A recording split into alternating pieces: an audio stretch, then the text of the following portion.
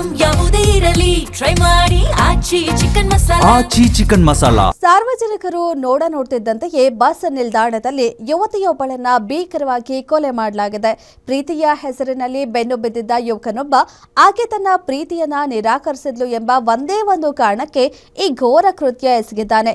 ಮಾರಕಾಸ್ತ್ರಗಳಿಂದ ಮನಸ್ಸು ಇಚ್ಛೆ ಕೊಚ್ಚಿ ಕೊಲೆ ಮಾಡಿದ ಹಿಂದಿನ ರೋಚಕ ಕಹಾನಿ ಇಲ್ಲಿದೆ. ಬಂಟ್ವಾಳದಲ್ಲಿ ಯುವತಿಯನ್ನ ಕೊಚ್ಚಿಕೊಂದ ಪಾಗಲ್ ಪ್ರೇಮಿ.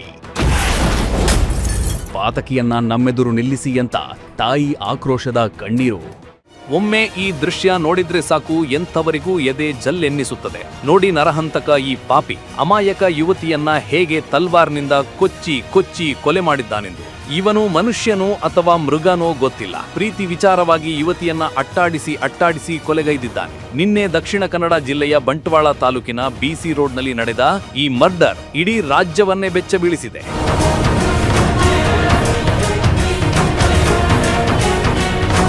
ಮೃತ ಲಾವಣ್ಯ ಕಲ್ಲಡ್ಡಕ ಖಾಸಗಿ ನರ್ಸಿಂಗ್ ಹೋಮ್ನಲ್ಲಿ ಸಿಬ್ಬಂದಿಯಾಗಿ ಕೆಲಸ ಮಾಡುತ್ತಿದ್ದಳು. ಆಕೆ ಮತ್ತು ಆರೋಪಿ ಚೇತನ್ ಇಬ್ಬರು ದೂರದ ಸಂಬಂಧಿಗಳಾಗಿದ್ದು ಯುವತಿಯನ್ನ ಆರೋಪಿ ಒನ್ ಸೈಡ್ ಲವ್ ಮಾಡ್ತಿದ್ದನಂತೆ. ಈ ಲಾವಣ್ಯ ನಿನ್ನೆ ಸಂಜೆ ಬಂಟ್ವಾಳದಿಂದ ಕಕ್ಕೆ ಪದವಿಗೆ ತೆರಳುವ ಕೆಎಸ್ಆರ್ಟಿಸಿ ಬಸ್ನಲ್ಲಿ ಕುಳಿತಿದ್ದಳು. ಈ ವೇಳೆ ಆರೋಪಿ ಆಕೆಯ ಪಕ್ಕದಲ್ಲಿ ಬಂದು ಕುಳಿತಿದ್ದ. ಇದನ್ನು ಗಮನಿಸಿದ ಬಸ್ಸಿನಿಂದ ಕೆಳಗೆ ಇಳಿದಿದ್ದಾಳೆ. ಈ ವೇಳೆ ಯುವತಿಯನ್ನ ಅಟ್ಟಾಡಿಸಿ ಆರೋಪಿ ಚೇತನ್ ಭೀಕರವಾಗಿ ಕೊಲೆ ಮಾಡಿದ್ದಾನೆ.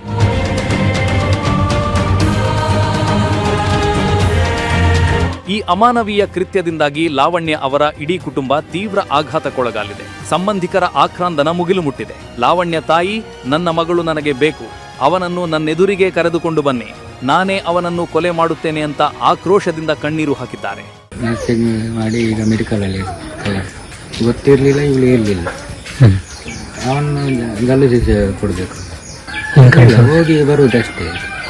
ಇನ್ನು ಮಂಗಳೂರಿನ ಪಚ್ಚನಾಡಿಯಲ್ಲಿ ಹಂತಕ ಚೇತನ್ ಅರೆಸ್ಟ್ ಮಾಡಲಾಗಿದೆ. ಬಂಧನಕ್ಕೂ ಮುನ್ನ ಆರೋಪಿ ಚೇತನ್ ಭಾರಿ ಹೈಡ್ರಾಮಾ ನಡೆಸಿದ್ದಾನೆ. ಹತ್ಯೆ ಬಳಿಕ ಇಲಿ ಪಾಷಾಣ ಕುಡಿದಿದ್ದಾಗಿ ಪೊಲೀಸರ ಮುಂದೆ ಭಾರಿ ಡ್ರಾಮಾ ನಡೆಸಿದ್ದಾನೆ. ಯಾವುದೇ ಮುಲಾಜು ಕೇಳದೆ ಪೊಲೀಸರು ಆರೋಪಿಯನ್ನ ಜೈಲಿಗೆ ಕಳುಹಿಸಿದ್ದಾರೆ.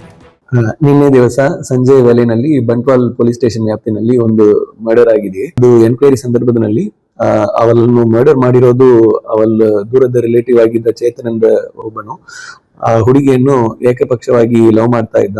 ಅವನೇ ಮರ್ಡರ್ ಮಾಡಿದ್ದಾನೆ, ತಲ್ವಾರನ್ನು ತಗೊಂಡು ಬಂದು ಎದ್ದು ಗೊತ್ತಾಗಿದೆ.